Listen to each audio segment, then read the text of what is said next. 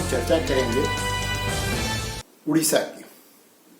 जैसा कि आप जानते हैं दोस्तों कि पिछले 25 साल से 24-25 साल से नवीन पटनायक वहां के मुख्यमंत्री थे। वो ईमानदार थे और उन्होंने कोई ऐसा काम भी नहीं किया था जिसके लिए उन पर अंगुली उठाई जाए। लेकिन हर सुंदर हो या खराब चीज हो, सबका अंत अवश्य होता है। बीजू पटनायक की सरकार का भी अंत या बीजू काल का अंत आप कहें कि उड़ीसा में हो गया। लोकसभा के साथ ही वहां पे विधानसभा का चुनाव हुआ था और इसके साथ साथ आंध्र प्रदेश में भी चुनाव हुआ था विधानसभा का। इन दोनों ही जगहों पे एनडीए को सफलता मिली। चंद्रबाबू नायडू आंध्र प्रदेश के मुख्यमंत्री बनेंगे, उसमें सहयोगी के रूप में भाजपा की भूमिका होगी। लेकिन उड़ीसा में भाजपा ने अकेले अपने दम पर 78 सीट पाया और 78 सीट पाने के बाद स्वाभाविक है कि उसके पास पूर्ण बहुमत है, वो पूर्ण बहुमत की सरकार बनाएगी।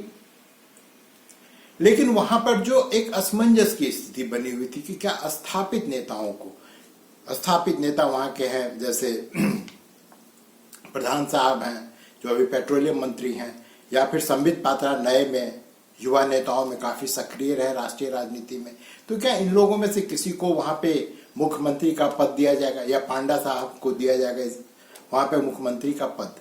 लेकिन वहां पे सर्वसम्मति से मोहन चरण मांझी जो क्योंझर से विधायक हैं भारतीय जनता पार्टी के, उनको सर्वसम्मति से वहां का मुख्यमंत्री चुना गया। और ये बड़े हर्ष और खुशी की बात है। हर्ष और खुशी की बात इसलिए क्योंकि मोहन चरण मांझी किसी बड़े घर से नहीं आते हैं, उच्च जाति से नहीं आते हैं, वो आदिवासी समाज से हैं। इसके बावजूद उनके नाम पर सर्वसम्मति से फैसला हुआ, जो बड़े खुशी की बात है कि अब हमारे समाज में जिनको हम तथाकथित रूप से नीचे का वर्ग कहते हैं, उसके लोग आ रहे हैं ऊपर और आ नहीं रहे हैं।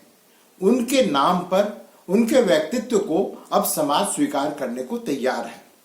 उड़ीसा के बारे में जो लोग जानते हैं दोस्तों, वो बड़ा ही जातिवाद लगता नहीं है, लेकिन वह जातिवाद काफी गहरे तक समाई हुई है। वहां पर जो आप अन्य राज्यों में जो हमेशा राजनीतिक रूप से बहुत सक्रिय है, उसकी चर्चा होती रहती है, वहां के जातिवाद की चर्चा होती रहती है, लेकिन उड़ीसा की कभी होती नहीं है।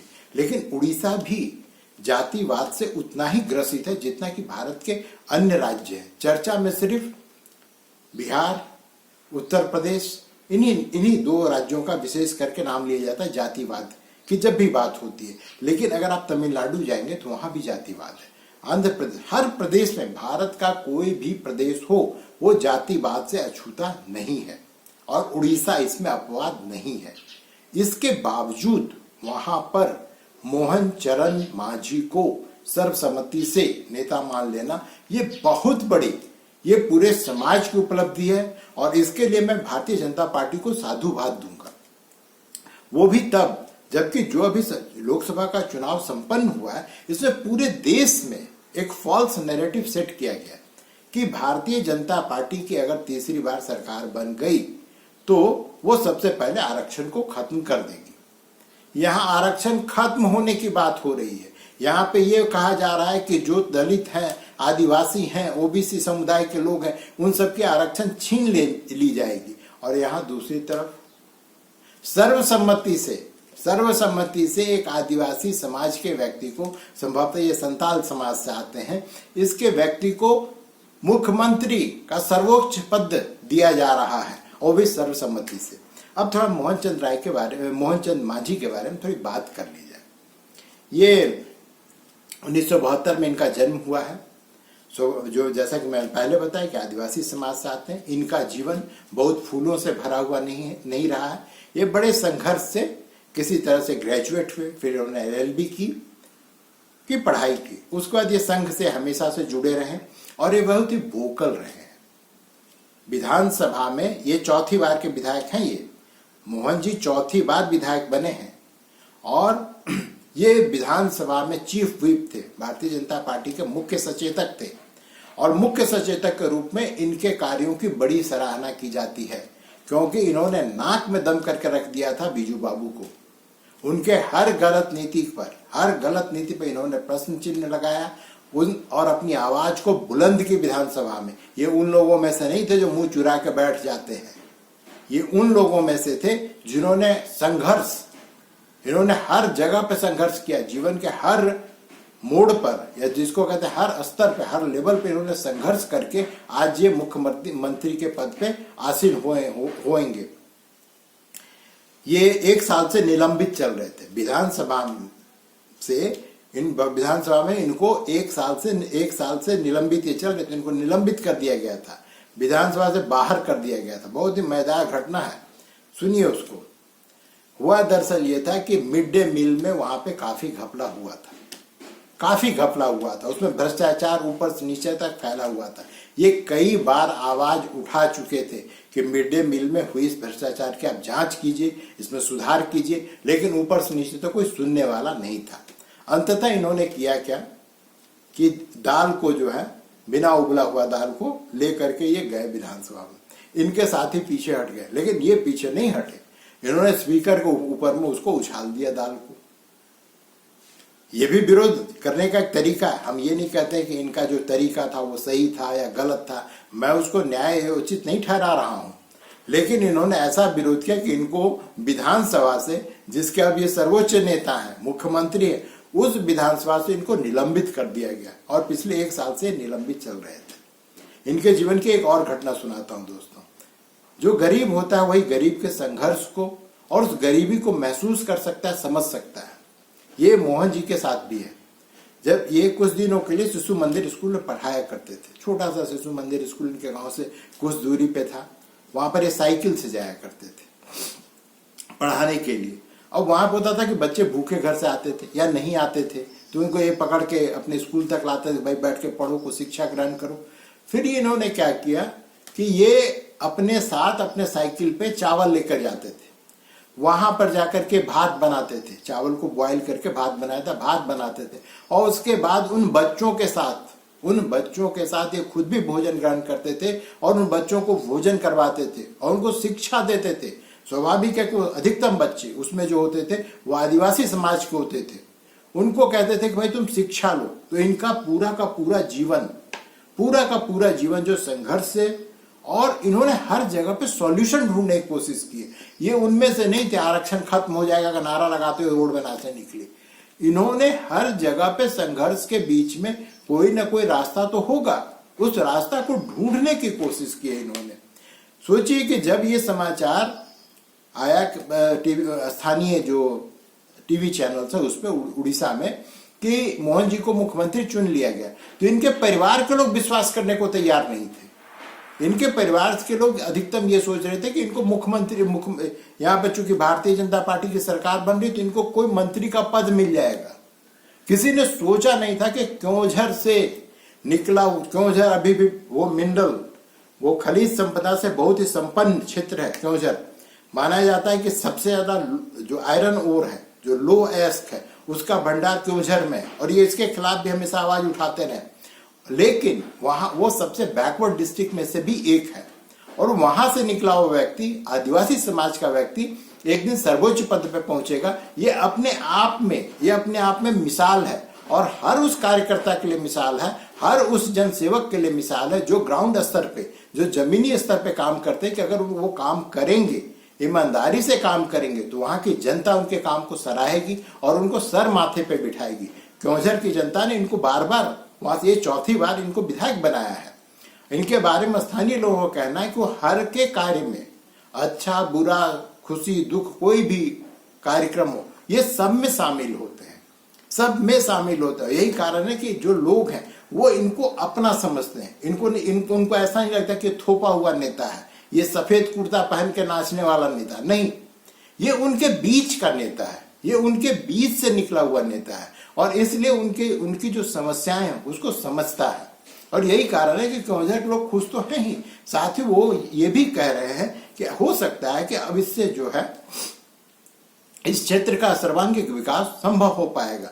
हालांकि खुशी के साथ साथ दोस्तों हमेशा दुख भी आती है, दुख की बातें भी आदमी को सुनना पड़ता है। इनके मुख्यमंत्री आपको बनाया जा रहा है, उसकी घोषणा से 2-3 घंटा पहले इनके जो पीए थे, निजी सहायक थे, महापात्रा साहब थे, चंदन महापात्रा, उनकी सड़क दुर्घटना मृत्यु हो गई। वो अस्पताल से लौटने के बाद ही जो विधायकों की जो बैठक हुई उसमें शामिल हो पाए। काफी भावुक थे, लेकिन जिंदगी है, आगे बढ़ना ही पड़ेगा। मोहन जी से भी अपेक्षा है कि वो उड़ीसा को एक नई दिशा देंगे, क्योंकि उनके सामने लकीर बहुत लंबी खींची हुई है। जो नवीन बाबू थे, नवीन बाबू भ्रष्ट नहीं थे, नवीन बाबू भ्रष्ट नहीं थे। उनका प्रॉब्लम ये था कि वो उड़ीसा को समझ नहीं पाते थे क्योंकि उनके जीवन का अधिकांश हिस्सा अमेरिका में बीता था। वो उड़ीसा में कभी रहे ही नहीं, वो अंत तक उड़िया बोलना तक नहीं सीख पाए। मुख्यमंत्री हट 20-25 साल रहने के बावजूद वो उड़िया नहीं सीख पाए, ना वो बोल पाते थे ना लिख पाते थे। तो होता क्या था कि आपकी भावना तो सही थी, लेकिन आपकी भावना से क्या उड़ीसा के लोगों को कुछ मिलने वाला है? महत्वपूर्ण यह है कि क्या आप उनकी समस्याओं को समझते हैं? आप उनकी समस्याओं को समझ नहीं पाते थे, आप अपने ढंग से हल ढूंढने का प्रयास जरूर करते थे। और नवीन बाबू को हमेशा ही उड़ीसा के लोग जो है इस रूप में याद करेंगे कि एक ईमानदार मुख्यमंत्री उड़ीसा में हुआ था। इसलिए मोहन बाबू के लिए लकीर बहुत लंबी है और इसको पाटना इतना आसान नहीं होगा।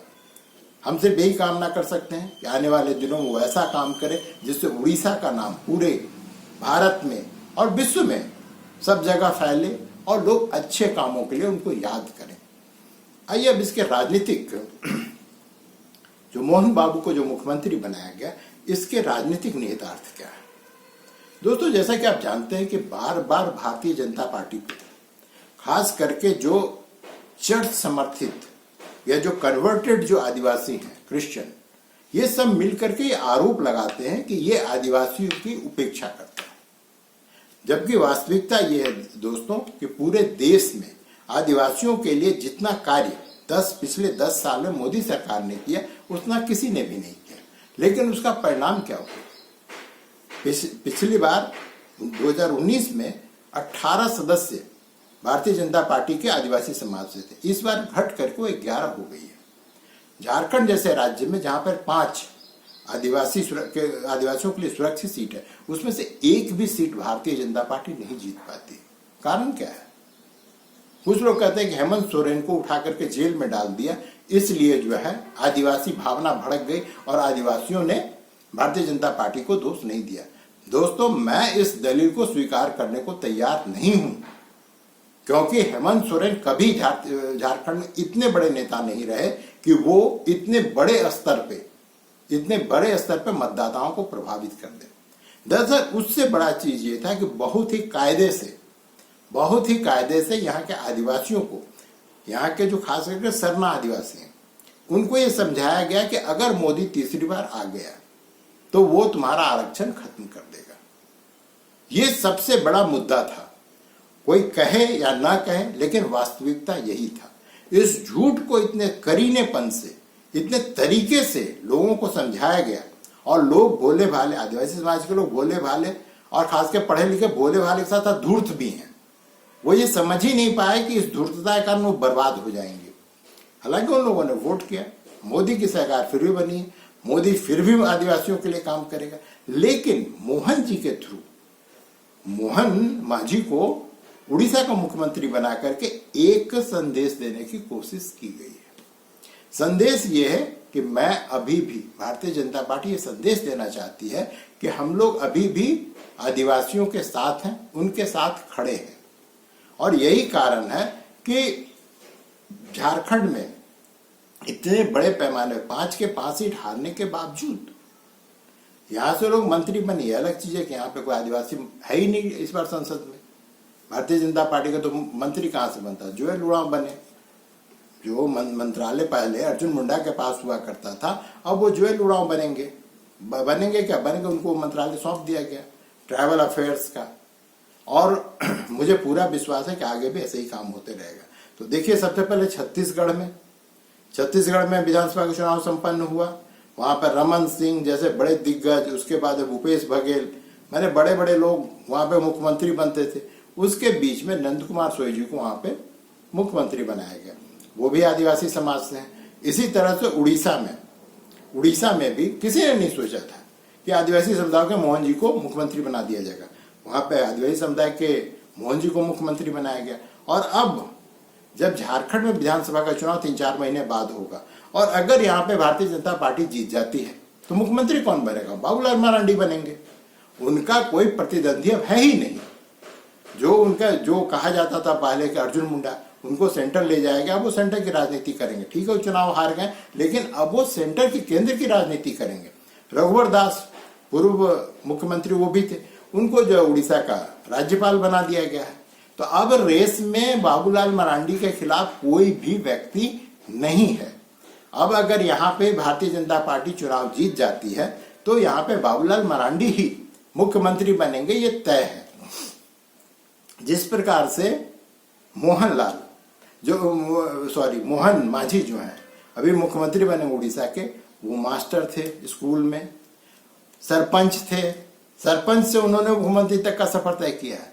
बाबूलाल मरांडी भी एक जमाने में शिक्षक हुआ करते थे, ये भी संघ से जुड़े हुए थे, बीच में ये बहक गए थे, अब ये फिर से भारतीय जनता पार्टी में आ गए।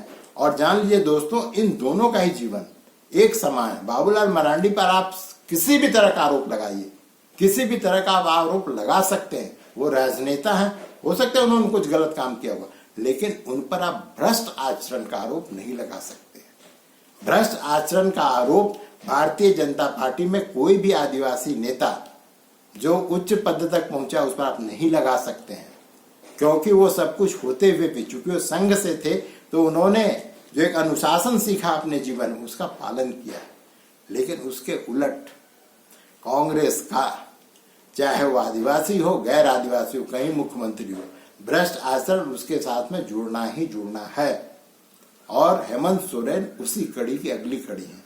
हेमंत सोरेन हो सकता है व्यक्तिगत रूप से ईमानदार हो, लेकिन जब आप कांग्रेस के साथ सरकार चलाएंगे तो आपको ये बाध्य किया जाएगा कि आप एटीएम बने, क्योंकि कांग्रेस को सर्वाइवल के लिए पैसा चाहिए, और ये पैसा अगर आप नहीं देंगे तो आपको मुख्यमंत्री पद पर नहीं रहने दिया जाएगा। और यही चीज, यही षड्यंत्र जो है मधु कोड़ा के साथ हुआ था। मधु कोड़ा की आज स्थिति क्या है? क्या वो अरबपति बने हुए हैं, जिन पर आरोप है कि उन्होंने 5,000 करोड़ का घोटाला किया था? उस व्यक्ति के पास में आपको दिखाई देता है कि 1,000 करोड़ रुपया भी होगा? तो चक्कर ये है कि आपको बाध्य किया जाता है, आपको ऊपर से बाध्य किया जाता है कि आप कांग्रेस का एटीएम बने, और अगर आप नहीं बनेंगे तो आपको आपके पद से हटा दिया जाएगा। यही कारण है कि अच्छे अच्छे नेता, जिनको कुछ को मैं व्यक्तिगत रूप से जानता हूं कांग्रेस के, वो बहुत ही भले नेता हैं, लेकिन जब वो सर्वोच्च पद को प्राप्त किए तो भ्रष्ट होने के लिए उनको मजबूर होना पड़ा। दोस्तों, आप भी सोचिएगा कि जब मोहन चरण मांझी जैसा आदमी, व्यक्ति गरीबी से निकलकर सर्वोच्च पद को प्राप्त कर सकता है, तो हमारे और आपके बच्चे क्यों नहीं सर्वोच्च पद को प्राप्त कर सकते हैं? संघर्ष है, लेकिन संघर्ष के बाद ही तो जिंदगी है। वीडियो देखने के लिए दोस्तों धन्यवाद। नमस्कार।